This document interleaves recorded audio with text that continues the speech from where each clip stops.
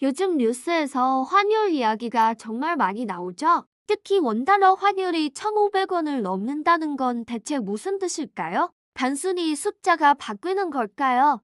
아니면 우리 삶에 엄청난 변화를 가져오는 신호일까요? 오늘은 이 원달러 환율 1,500원의 의미에 대해 쉽고 깊이 있게 파헤쳐 보겠습니다. 먼저, 환율 1,500원은 그냥 숫자가 아닙니다. 이건 한국 경제의 심리적 마지노선, 즉 최후의 방어선 같은 거예요. 이 선이 무너진다는 건 우리 경제가 아주 거대한 구조적 위기로 들어서고 있다는 강력한 경고등이 켜진 셈입니다. 역사적으로 우리나라에서 원달러 환율이 1,500원을 넘었던 적은 딱 두 번뿐이었어요.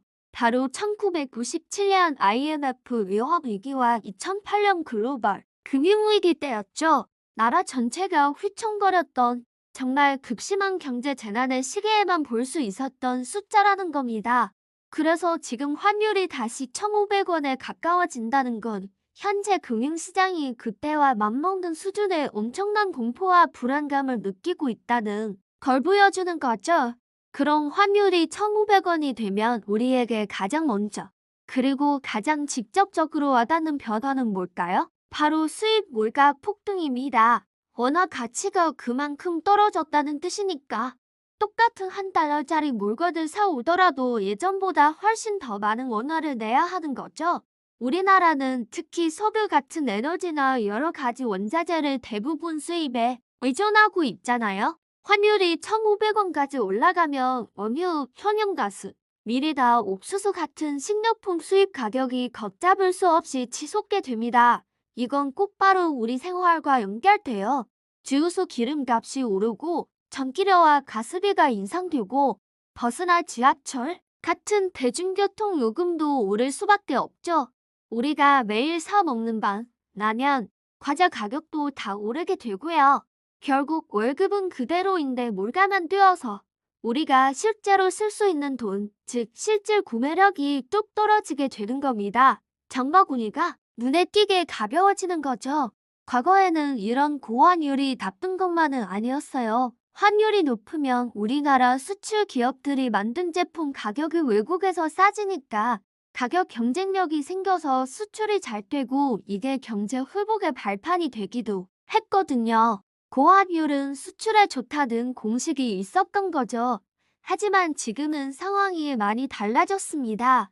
글로벌 공급망이 복잡하게 얽히고 많은 우리 기업들이 해외에 공장을 지어 생산하는 비중이 늘어나면서 고환율로 인한 수출 증대 효과는 예전보다 훨씬 미미해졌어요. 오히려 원유나 반도체 부품 같은 원자재 수입 비용이 급등하면서 기업들의 이익이 줄어드는 부작용이 훨씬 더 커진 상황입니다. 물건을 많이 팔아도 남는 게 별로 없는 거죠. 특히 달러로 돈을 빌린, 즉 외화 부채가 많은 기업들은 정말 비상이 걸립니다.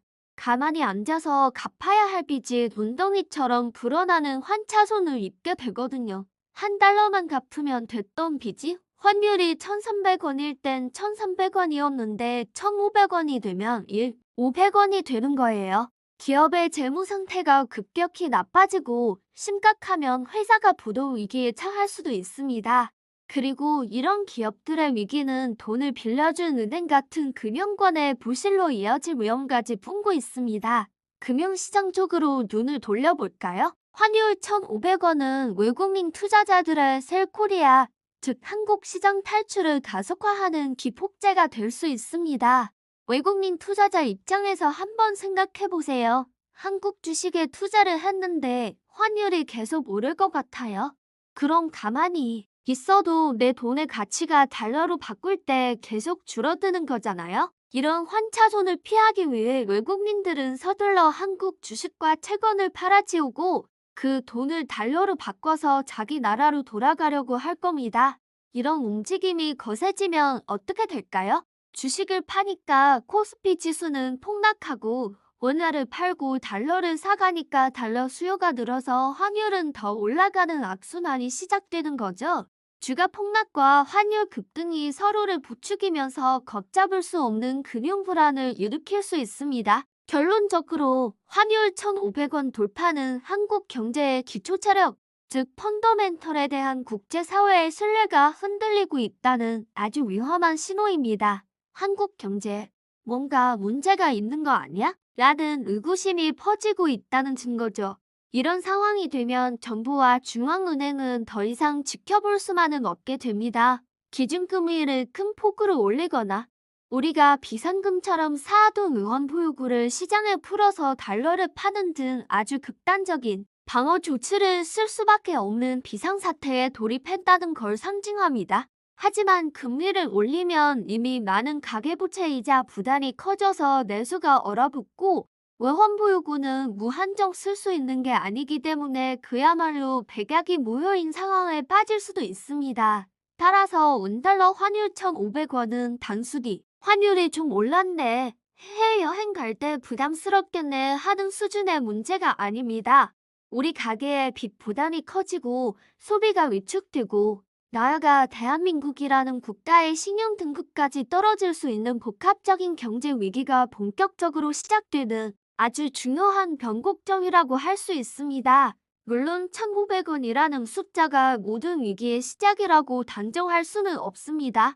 하지만 우리가 이 숫자가 가진 역사적, 경제적 무게를 충분히 이해하고 앞으로 우리 경제와 내 지갑에 어떤 영향을 미칠지 미리 대비하는 자세가 무엇보다 중요합니다. 앞으로도 저희 채널에서는 이런 중요한 경제 이슈들을 여러분의 눈높이에 맞춰서 계속해서 알기 쉽게 설명해 드리겠습니다. 오늘 이야기가 도움이 되셨다면 구독과 좋아요, 알림 설정 부탁드립니다. 여러분의 관심이 더 좋은 콘텐츠를 만드는 데 큰 힘이 됩니다. 감사합니다.